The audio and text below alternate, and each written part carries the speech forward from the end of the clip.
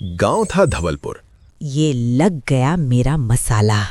अब तक गांव में किसी को पता नहीं चला कि 15 में कैसे खिलाती हूँ, और ना ही आगे कभी पता चलेगा। ये थी कमला काकी। धवलपुर में आए हुए उसे अभी बस 6 महीने ही हुए थे। वो रोज सुबह अपना ठेला लगाती थी। 15 रुपए में भर पेट मटन रोटी। उस दिन भी कमला काकी ने अपना ठेला लगाया। काकी, आज तो बहुत अच्छी खुशबू आ रही है। गली की मोड़ पर ही पकड़ ली। आजा मेरे बच्चे, अपनी ले ले। आज गरम गरम खा, मजा आ जाएगा। काकी, मुझे रस देना और मेरे लिए 5 रोटी कर देना।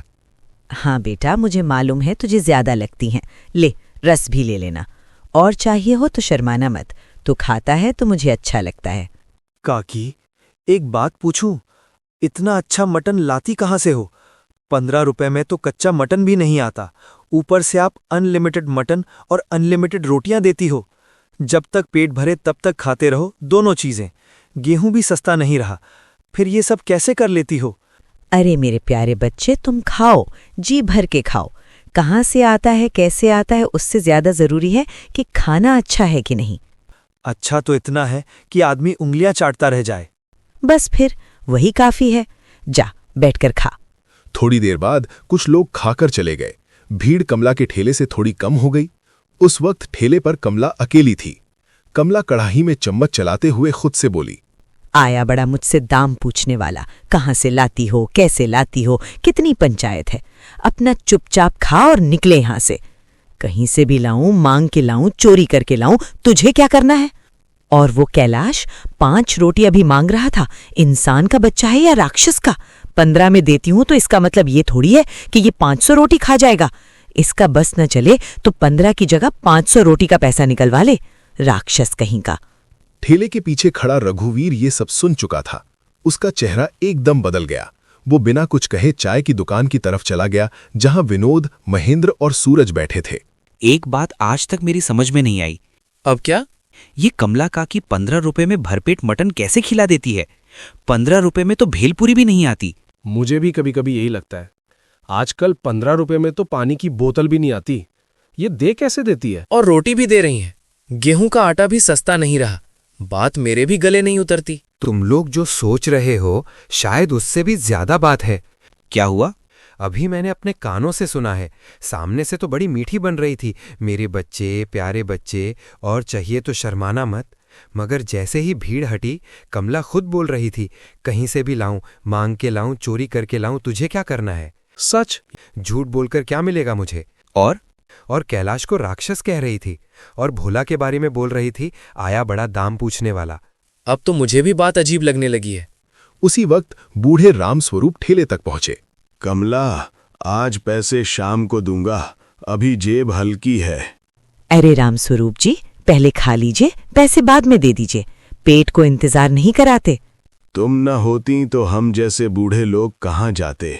बैठिए, गरम गरम खा लीजिए। रामस्वरूप कटोरा लेकर बैठ गए। चाय की दुकान पर फिर सन्नाटा छा गया। यही बात समझ नहीं आती। सामने देखो तो लगे इससे अच्छी औरत कोई नहीं, पीछे सुनो तो लगे कुछ गड़बड़ है। और जब आदमी खुद अपने मुंह से चोरी का नाम ले तब शक और गहरा हो जाता है। अब मुझे तो पक्का लग रहा है कमला जैसी दिखती है वैसी है नहीं। धवलपुर में उस दिन सिर्फ एक सवाल नहीं था कि कमला काकी 15 रुपए में मटन कैसे खिला देती है। अब एक और सवाल पैदा हो चुका था, क्या कमला काकी सच में वैसी थी जैसी दिखती थी, या उसने बस मिठास का एक चेहरा पहन रखा था? उस दिन शाम तक कमला काकी का सारा खाना खत्म हो चुका था। कुछ भी नहीं बचा था। कमला अपना ठेला उठाकर अपने घर तक पहुंच गई थी। उसी समय उसके घर के सामने से मजदूर राजू निकल रहा था। उसने कमला को देखा और तुरंत उसकी तरफ बढ़ा। कमला काकी, मैं आपके ठेले पर ही जा रहा था। अरे बेटा, मुझसे थोड़ा देर हो गई, ठेला उठाकर आ गई, सब खत्म हो गया। अरे काकी, इस महीने की तनख्वाह बहुत जल्दी खत्म हो गई। अगली तनख्वाह आने में अभी पूरे 2 दिन बचे हैं। कोई बात नहीं बेटा। मगर काकी, आपके पास खाने को भी कुछ नहीं बचा होगा। घर में थोड़ा बहुत पड़ा है, देती हूँ। काकी, अगर हो सके तो सुबह शाम तक का भी दे देना, 2 दिन निकल जाएंगे। अरे मेरे बच्चे, चिंता मत कर, जितना होगा दे दूंगी, तू भूखा नहीं रहेगा। कमला ने दरवाजा खोला, अंदर गई और थोड़ी देर बाद एक बर्तन में खाना और साथ में रोटियां लेकर बाहर आई। ये ले, अभी के लिए भी है और सुबह तक के लिए भी काम आ जाएगा, संभाल कर ले जाना। वाह काकी, तुम तो सच में बहुत अच्छी हो, इतना सब दे दिया। अरे मेरे बच्चे, ये तो कुछ भी नहीं, जा आराम से खा लेना। राजू खाना लेकर चला गया। जल्दी में वो अपना भावड़ा वहीं दरवाजे के पास भूल गया। कमला ने दरवाजा बंद कर लिया। थोड़ी दूर जाकर राजू को याद आया। अरे फावड़ा तो वहीं रह गया। वो वापस मुड़ा। घर के पास पहुंचा तो अंदर से कमला की आवाज सुनाई दी। कमरा बंद था। कमला जैसे किसी से बात कर रही थी। राजू दरवाजे के पास ही रुक गया। आप सही कहते थे कि ऐसे लोगों को मैंने सिर पर चढ़ा रखा है। भूखे लोग उठ के मेरी छाती पे मुंह उठाकर चले आते हैं, मांगते हुए भी शर्म नहीं आती। 15 रुपए में भी जान ले लेंगे, उसमें से भी 10 रोटियां खाएंगे। इतना खाता है कि पूछो ही मत। मना करूं तो अच्छा भी नहीं लगता। यही दिक्कत है, मैं भी हर बार पिघल जाती हूं। मैं समझ गई। मैं आपका दिया 15 रुपए वाला मकसद आज तक नहीं भूली हूं। इस चीज को मैं हमेशा ध्यान में रखती हूं। मुझे मालूम है कि इनको 15 रुपए में कैसे खिलाकर मुट्ठी में रखना है। आपका 15 रुपए वाला मकसद मेरे दिमाग में भी है और मेरी नस नस में भरा हुआ है। मैं उसे कभी नहीं भूलूंगी। राजू की आंखें फैल गई। उसकी नजर अपने भावड़े पर पड़ी जो दरवाजे के पास रखा था। उसने बिना आवाज किए भावड़ा उठाया और चुपचाप वहां से लौट गया। अगली सुबह चाय की दुकान पर राजू की आवाज भारी थी। मैं रात को अपना फावड़ा लेने गया था। फिर अंदर से कमला काकी की आवाज आ रही थी। वो किसी से बात कर रही थी। किससे? पता नहीं, मगर साफ किसी को जवाब दे रही थी और मेरे बारे में बोल रही थी। कह रही थी, ऐसे लोगों को मैंने सिर पर चढ़ा रखा है। 15 रुपए में भी जान ले लेंगे, 10 रोटियां खाएंगे। मैंने कहा था ना, वो अकेले में अलग ही है। और एक बात और बोली, किसी 15 रुपए वाले मकसद की बात कर रही थी। कह रही थी, मैं आपका दिया 15 रुपए वाला मकसद नहीं भूली हूं। मुझे मालूम है कि इनको 15 रुपए में कैसे खिलाकर मुट्ठी में रखना है। मैं तभी सोचूं, 15 रुपए में तो कच्चा मटन नहीं आता, पका हुआ तो बहुत दूर की बात है। और कच्चा मटन तो छोड़, वो भी अनलिमिटेड। जितनी बार बैठो उतनी बार खाओ, भले 5 बार खाओ, 10 बार खाओ। यानी इतना मटन तो 200-300 रुपए का आता है, जितना ही अनलिमिटेड देती है, जिसमें रोटियां, वो भी घी लगी हुई। अब तो मुझे पक्का लग रहा है इस 15 रुपए के पीछे कोई सीधी बात नहीं है। मगर कुछ भी कहो, कल ये बात जब मैंने सुनी तो उसके बाद मैंने उसका दिया हुआ खाना नहीं खाया, पड़ा रहने दिया। रात को सिर्फ पानी पीकर ही सो गया। पता नहीं किस जानवर का मटन लाती है। अब बात बहुत आगे निकल चुकी है।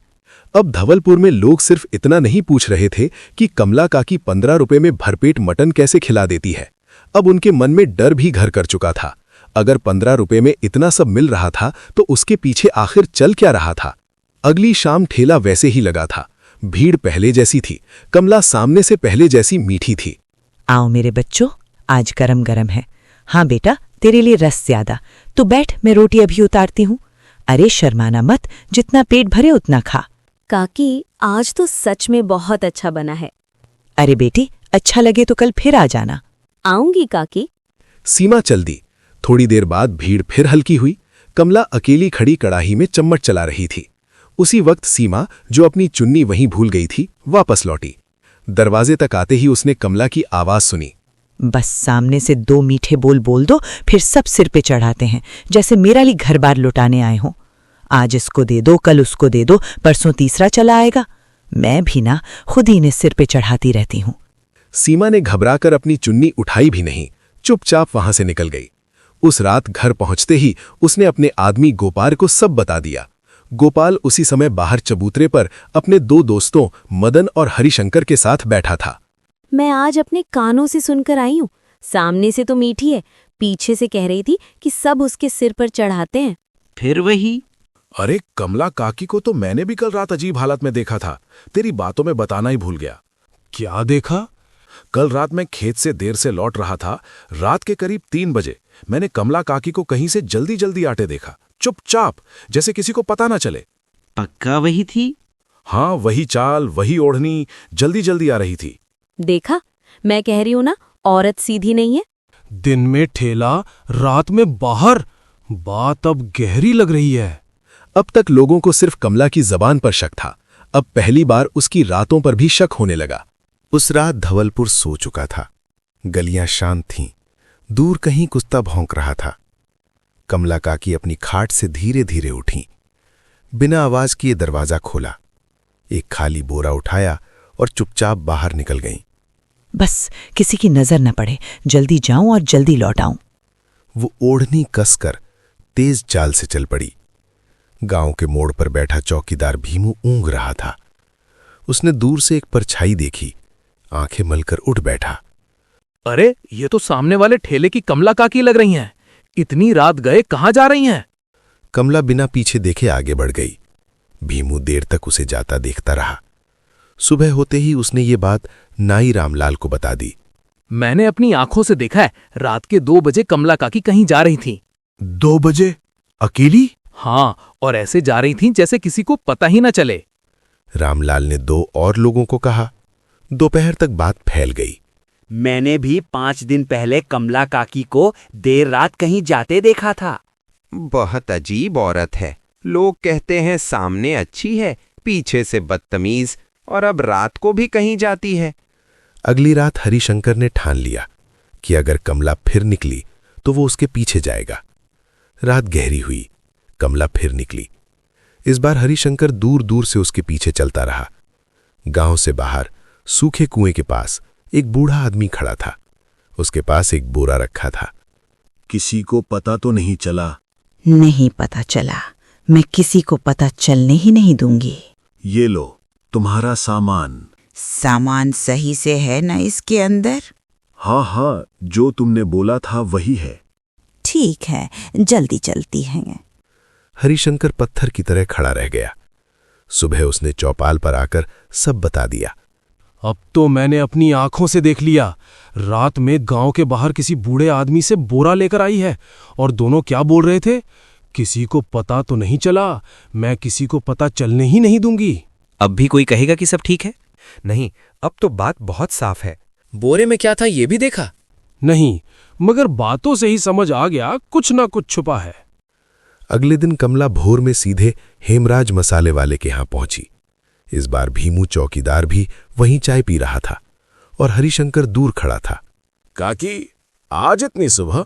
जो कहा था वही दे, और ठीक से दे। वही, बस ध्यान रहे किसी और को इसकी भनक न लगे। ये वाला या वो पुराना? अरे तुम भी ना, दुकान है मेरी, ढोल नहीं। भीमू ने हरिशंकर की तरफ देखा। दोनों के मन में एक ही बात उठी। दोपहर तक गांव में नया रंग चढ़ गया। रात में बोरा, सुबह मसाले वाला, अब तो सीधा खेल लग रहा है। और हम इतने दिन से बस स्वाद खा रहे थे, या फिर हम हर बात का बुरा मतलब निकाल रहे हैं? अभी भी? उसी दिन भी ठेले पर भीड़ थी। कैलाश बड़े मजे से मटन तोड़ रहा था। काकी, बहुत अच्छा बना है, खाते खाते मन नहीं भर रहा। खा बेटा, जी भर के खा। तू खाता है तो मुझे अच्छा लगता है। जब कैलाश खा रहा था तब कमला मन में सोच रही थी। खा खा बेटा, खा के एक बार आदत तो लगा ले, फिर बताऊंगी। उसी दोपहर नंदराम कसाई सरपंच जी के पास पहुंचा। सरपंच जी, अब मैं चुप नहीं बैठूंगा। फिर मटन कम निकला है। पक्का? हाँ, 2 बार नहीं, अब 3 बार हो चुका है। मेरे यहाँ भी मसाले का हिसाब नहीं मिल रहा। बस अब और क्या चाहिए? मटन कम, मसाले कम, रात की बोरी, गुप्त बातें, मकसद सब उसी तरफ जा रहा है। मगर हाथ में पकड़ा अभी भी नहीं गया।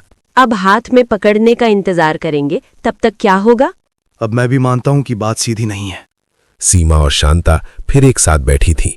पहले लगा था बस जुबान खराब है, अब लगता है काम भी खराब है।